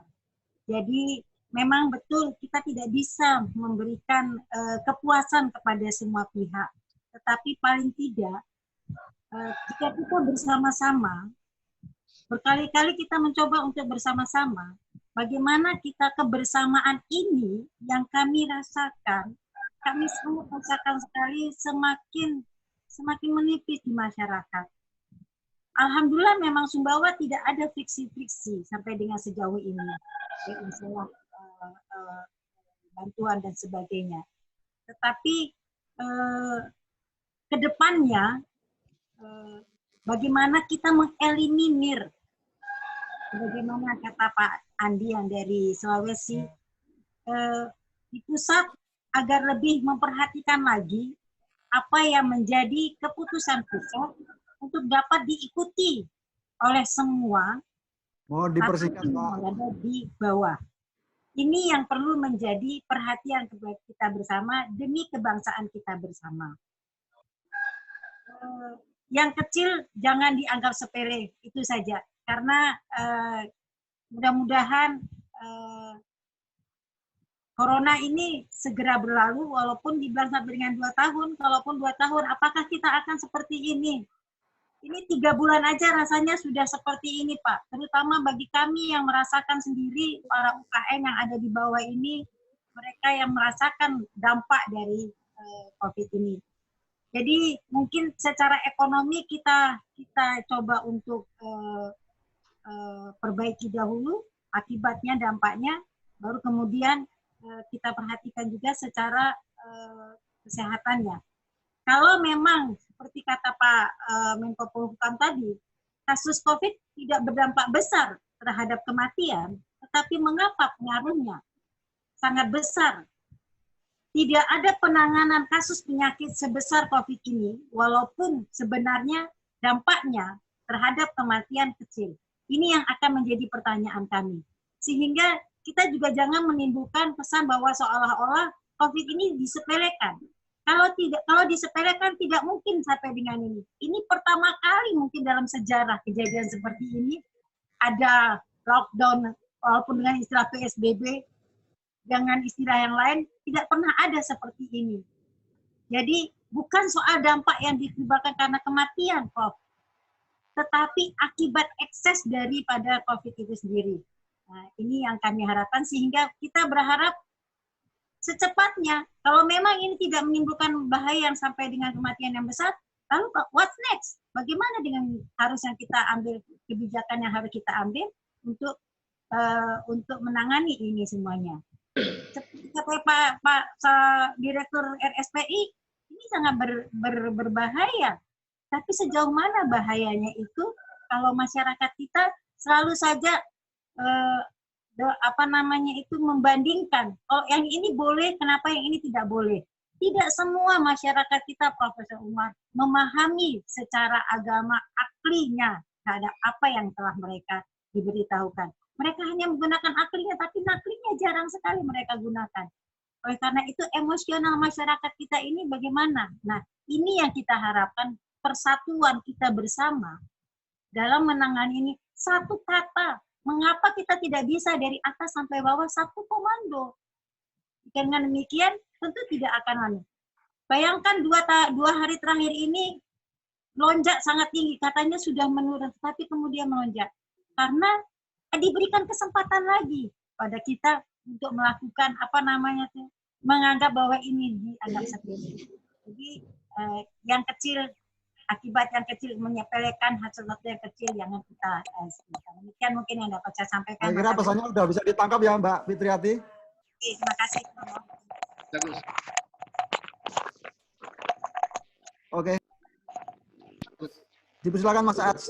Cepat ya, singkat ya. Ya baik. Assalamualaikum warahmatullahi wabarakatuh. Saya menyambung dari Ibu Fitriati, kemudian Prof. Andi, dan Pak Edi Jauhari yang tadi sebetulnya sudah dijawab oleh Prof. Mahmud dengan sangat mencerahkan gitu. Nah, saya Pak Prof. Mahmud satu-satunya wartawan yang ada di grup ini. Saya pernah bertugas di markas besar PBB di New York selama 5 tahun, dan kami mengetahui bahwa persoalan konflik di dunia, persoalan apapun, itu karena persoalan komunikasi begitu. Jadi kalau mau dikerucutkan, perang dunia pun karena komunikasi gitu. Nah di kita, betul kata Pak Mahmud, bahwa ada persoalan agak keteteran dalam komunikasi gitu. Pusat dan daerah, kemudian bagaimana Kominfo tadi yang harusnya ditingkatkan gitu kan, kita menunggu actionnya.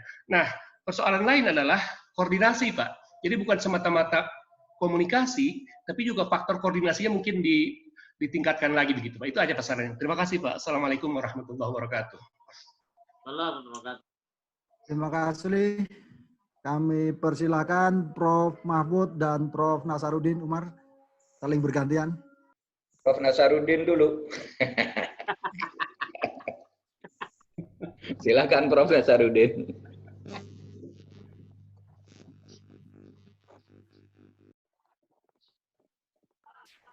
Mic-nya masih dibuka, tolong dibuka Prof. Masih mute Prof. Belum terdengar suaranya. Jaringan berapa? Oke. Saya menikmati ya apa yang disampaikan Pak Mahfud dan teman-teman tadi luar biasa ya. Ini memang kita, Pak Ketua, mungkin kapasitas kita nanti besok ini jangan hanya 50 orang ya. Kita ambil yang maksimum. Anggota kita kan 300.000 orang yang dokter, ya profesor. Jadi masa cuman 50 orang. Kasihan tuh. Ini juga banyak ke saya Pak ya, WA, SMS. Dari tadi mau gabung nggak bisa masuk itu. Dan mungkin nanti ke depan kita Pak, kita rubah bagaimana ke depan ya, sharing ide-ide, gagasan-gagasan kita. Ya walaupun selesai COVID ini nanti juga tetap kita harus menggunakan media seperti ini. Saya kira sangat efektif ya. Teman-teman bisa hadir semua tokoh-tokoh seperti ini, Masya Allah. Nah, saya ingin mulai dari yang pertama, sedikit saya ingin berikan komentar ya, bahwa bahasa agama itu sangat penting dalam masa konflik, dalam masa krisis seperti ini. Itu luar biasa. Seandainya tidak ada bulan suci Ramadan, ini berandai-andai ini, seandainya nggak ada bulan suci Ramadan, yang di dalam bulan suci Ramadan itu mengajarkan orang sabar, mengendalikan diri, ya, nggak boleh banyak komentar, nggak boleh banyak bicara. Ya, itu saja sudah membendung arus yang sangat besar.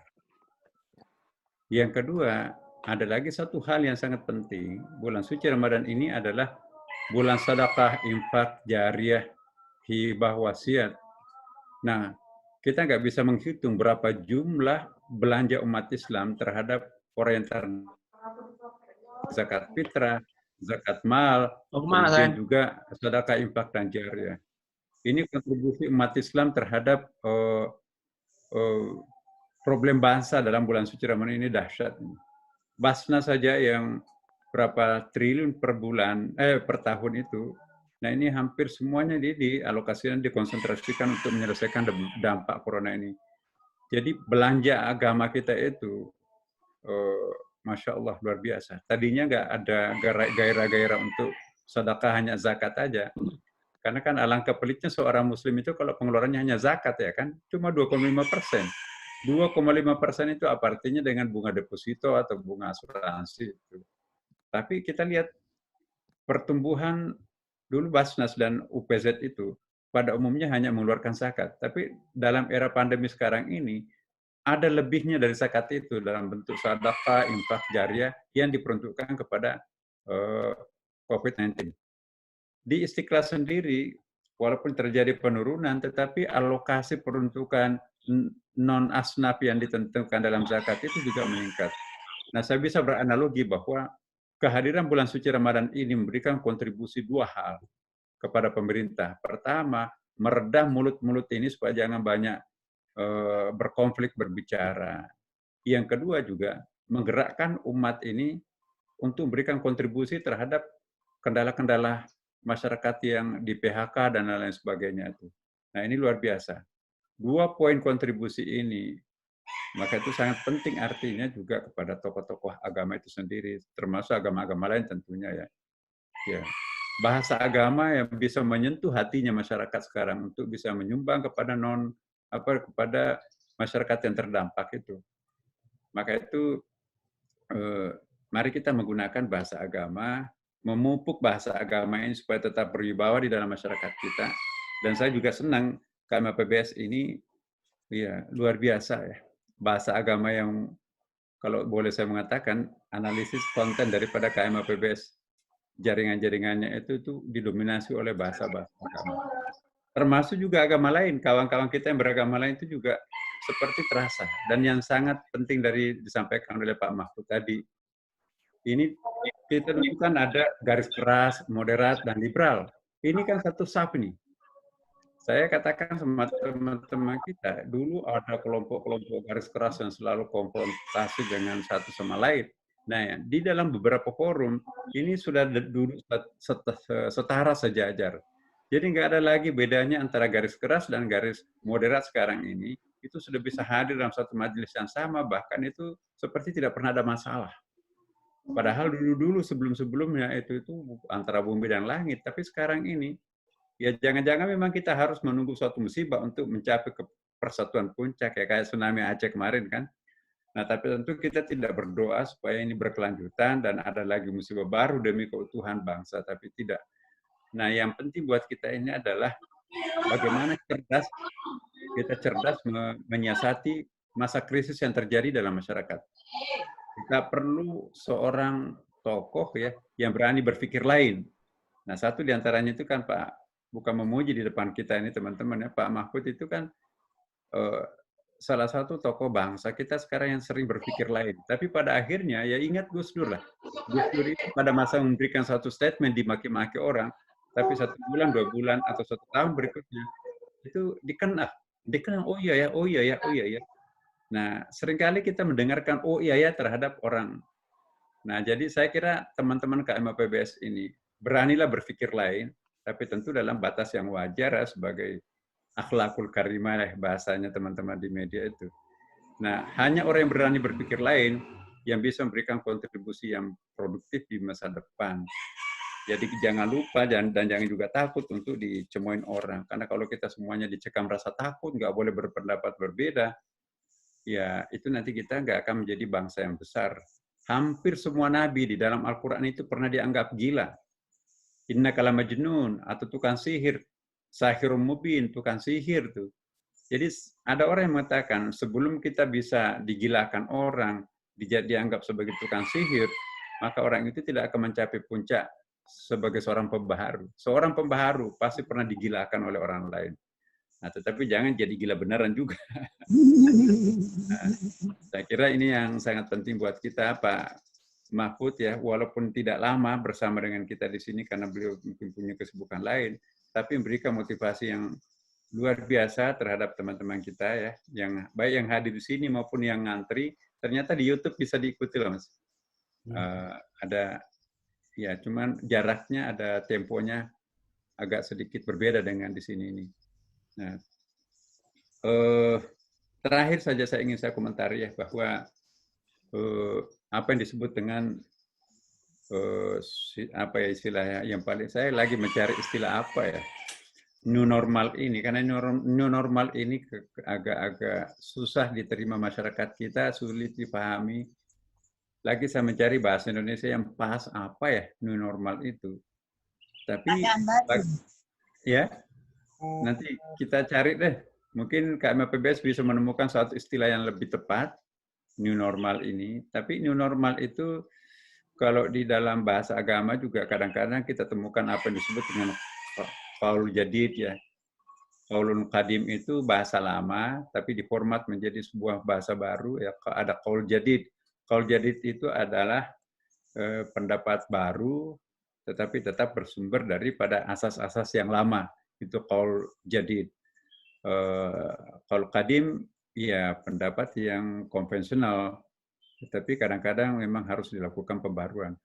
Nah, untuk bahasa Indonesia kita juga harus hati-hati memilih sebuah istilah ini, karena tidak mustahil istilah itu juga nanti dimanfaatkan secara politis juga, dipakai pembenaran oleh kelompok-kelompok yang kita nggak bisa memprediksi seperti apa itu. Dengan berlindung dengan sebuah statement new normal ini itu bisa memberikan pembenaran terhadap hal-hal yang mungkin secara substansial itu ada masalah dengan asas kebangsaan kita. Dan saya kira kita semuanya punya bayangan-bayangan seperti itu. Yang penting buat kita adalah mudah-mudahan hikmahnya besar. Saya sering mengatakan bahwa tidak ada kenaikan kelas tanpa ada ujian. Semakin berat ujian itu, maka semakin tinggi martabat kelulusan yang kita lulusi. Mudah-mudahan ujian ini adalah mempercepat proses kematangan kita sebagai masyarakat yang berbangsa dan berumat beragama yang baik. Terima kasih.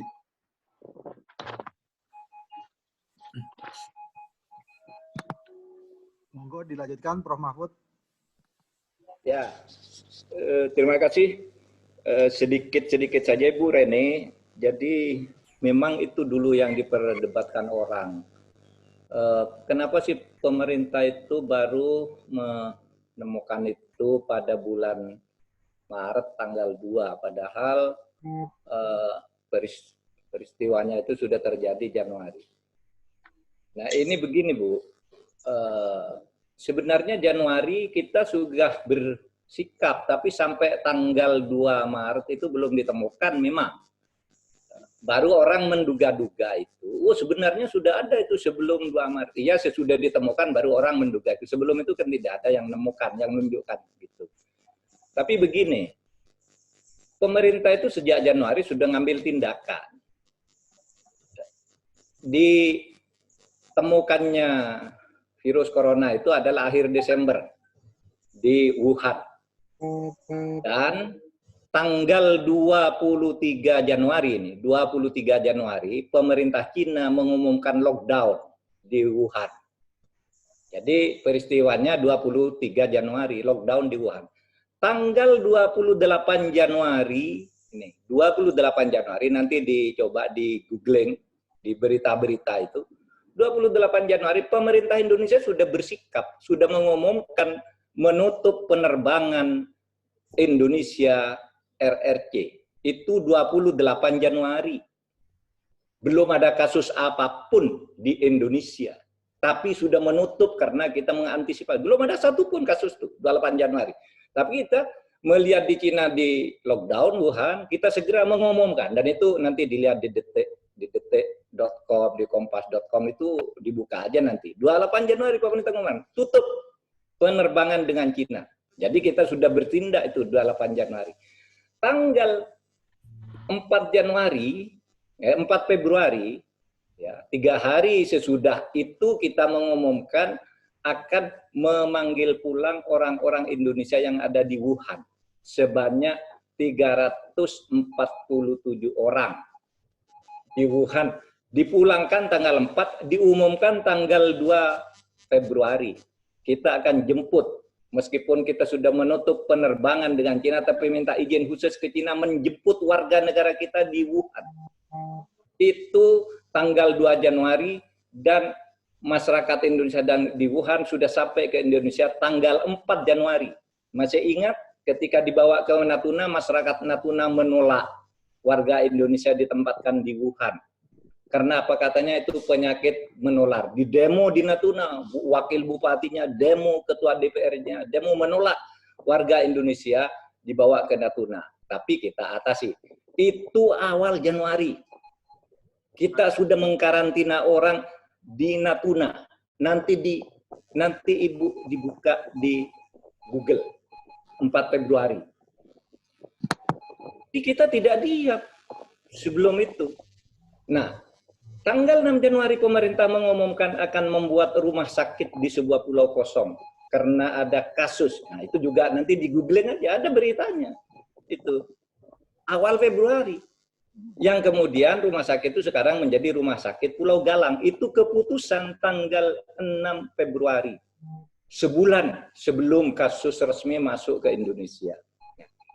Kemudian kita udah rapat kabinet itu sejak awal dan sudah mengantisipasi, jadi tidak terlambat juga. Orang yang bilang terlambat itu kan kalau sesudah masuk, oh itu dulu masuknya Januari ini, tapi tidak pernah nunjukkan ketika Januari itu, tidak pernah memberi saran apa juga kepada pemerintah. Kan baru sesudah ribut, baru sarannya muncul seharusnya dulu begini, seharusnya dulu. Kita dulu sudah melakukan seharusnya itu nanti di googling aja, ada semua beritanya itu bisa dipertanggungjawabkan, gitu.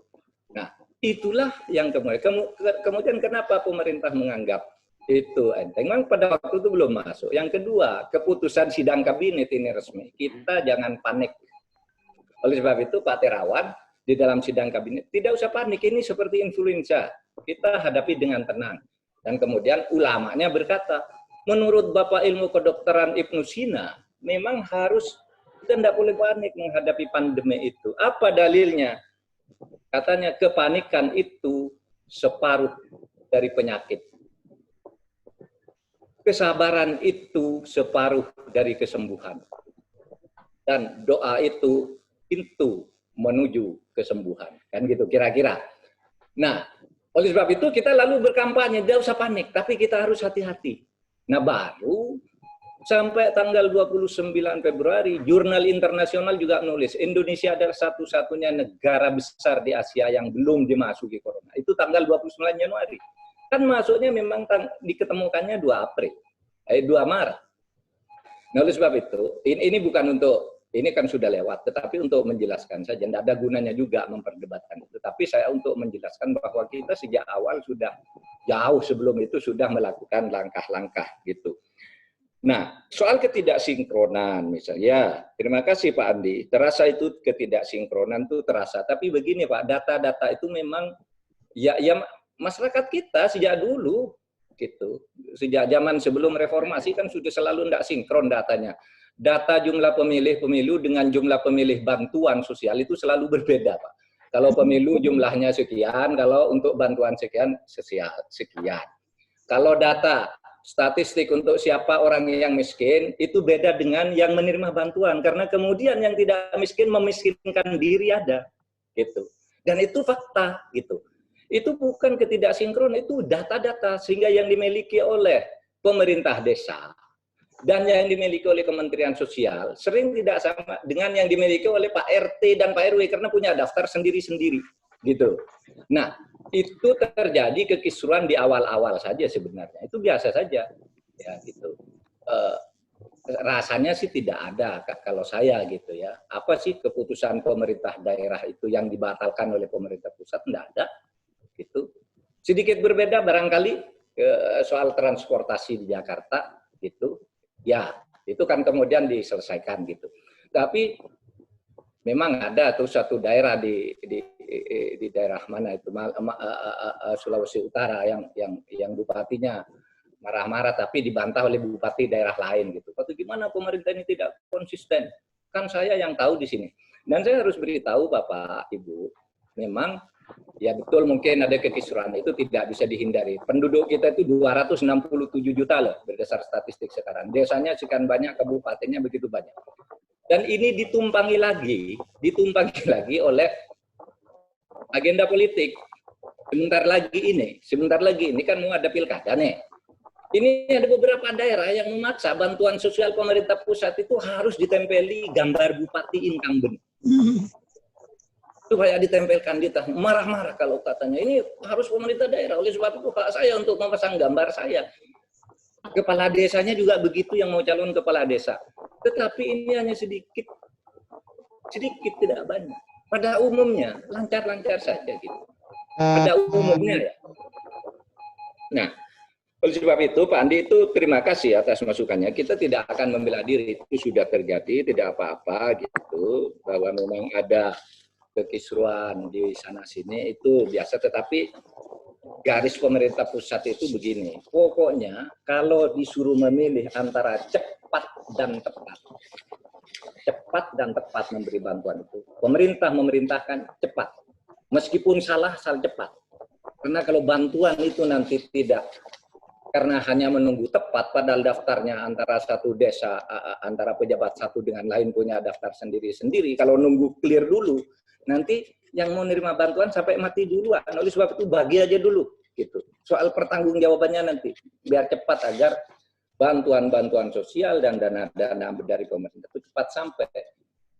Untuk itu maka kita menggunakan pos. Nah, 2 hari sebelum Lebaran kita panggil pos dan giro. Gimana Pak sudah sampai? Wah, Pak ada kesulitan begini. Banyak di desa-desa itu belum punya rekening, belum punya nomor pos, belum apa gitu. Coba bayangin.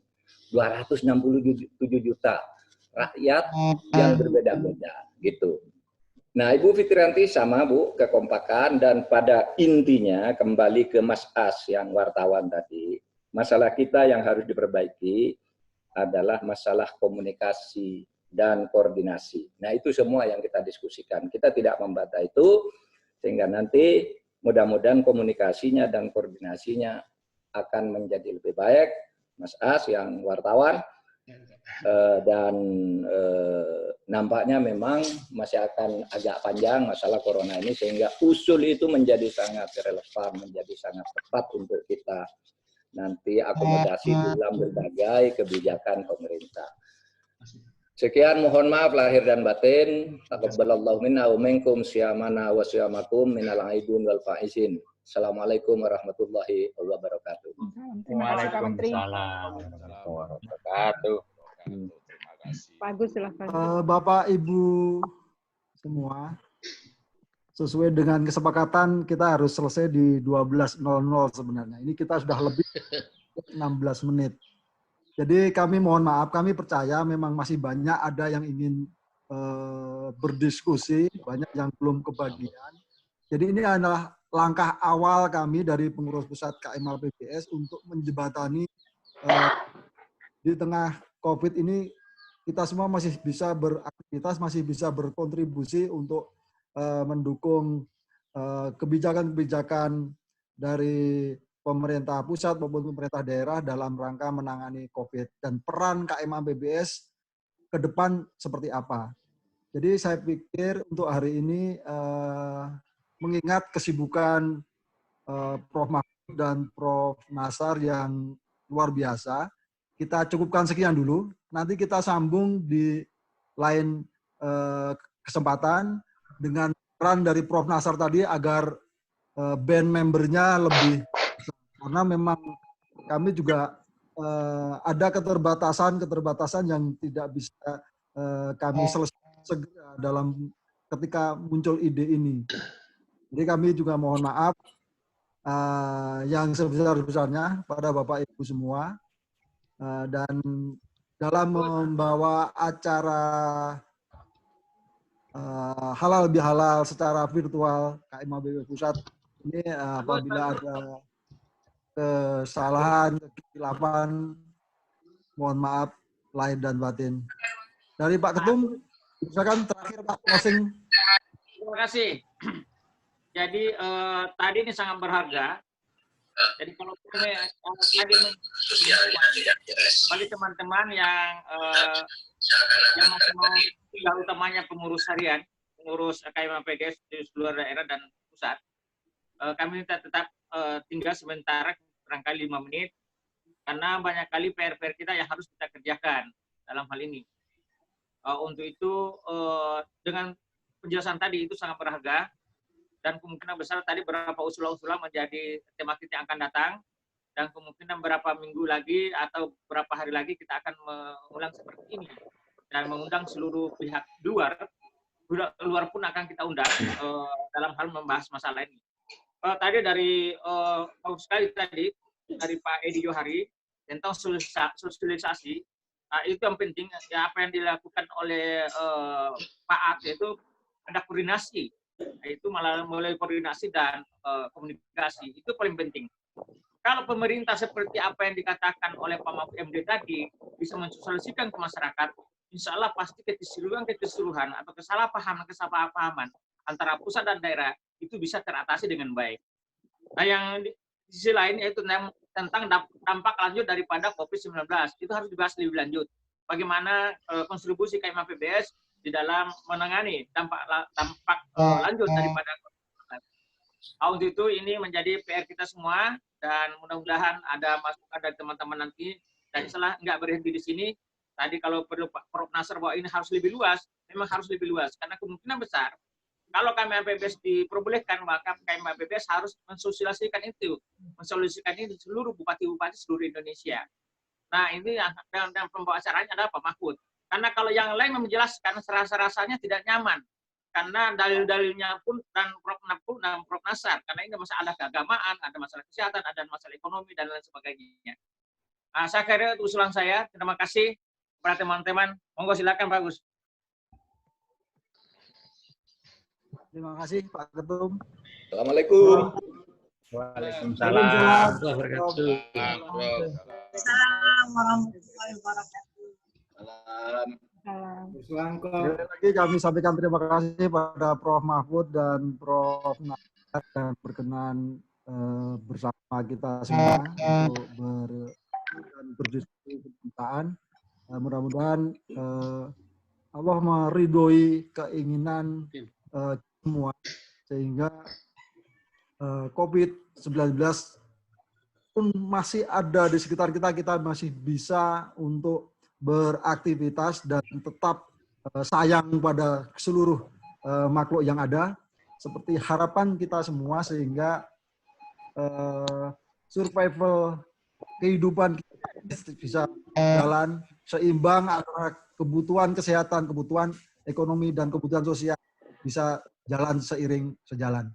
Saya kira demikian untuk hari ini, kami tutup pertemuan halal bihalal ini. Wabillahi taufiq wal hidayah. Wassalamualaikum warahmatullahi wabarakatuh. Waalaikumsalam. Sukses. Terima kasih Mas Agus. Dan Sekjen. Sukses ya acaranya, sukses alhamdulillah. Biasa mampir ke Masjid Istiqlal ya. Siap, Prof. Siap, Prof. Istiqlal, pokoknya Istiqlal rumah bersama kita. Ya, maafin lahir batin. Agama apapun agamanya, mampirlah di Istiqlal. Itu bersama. Istiqlal, pengertiannya kemerdekaan untuk setiap Ayo. Rehabilitasi jadi bagus. Terima kasih Prof. Nazar. Terima kasih. Assalamualaikum semua. Warahmatullahi wabarakatuh. Ya, ya.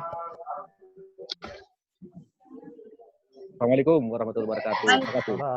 Assalamualaikum warahmatullahi wabarakatuh. Waalaikumsalam warahmatullahi wabarakatuh. Assalamualaikum warahmatullahi wabarakatuh. Sukses untuk Pak Ketua Umum dan Pak Sekjen. Teruskan. Ya. Terima kasih Pak Edi. Lanjut. Terima kasih Mas Agus. Ya. Pamit. Ya. Ketua, Pamit Pak ya. Sekjen. Siap. Assalamualaikum warahmatullahi wabarakatuh. Hari Salam, Mas Nazar Kantor. Wah, bagus ya.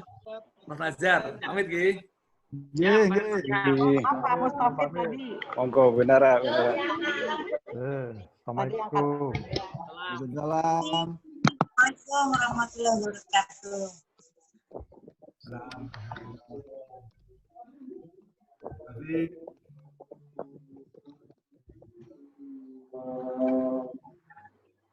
Pak Ketum, apa yang mau kita bahas?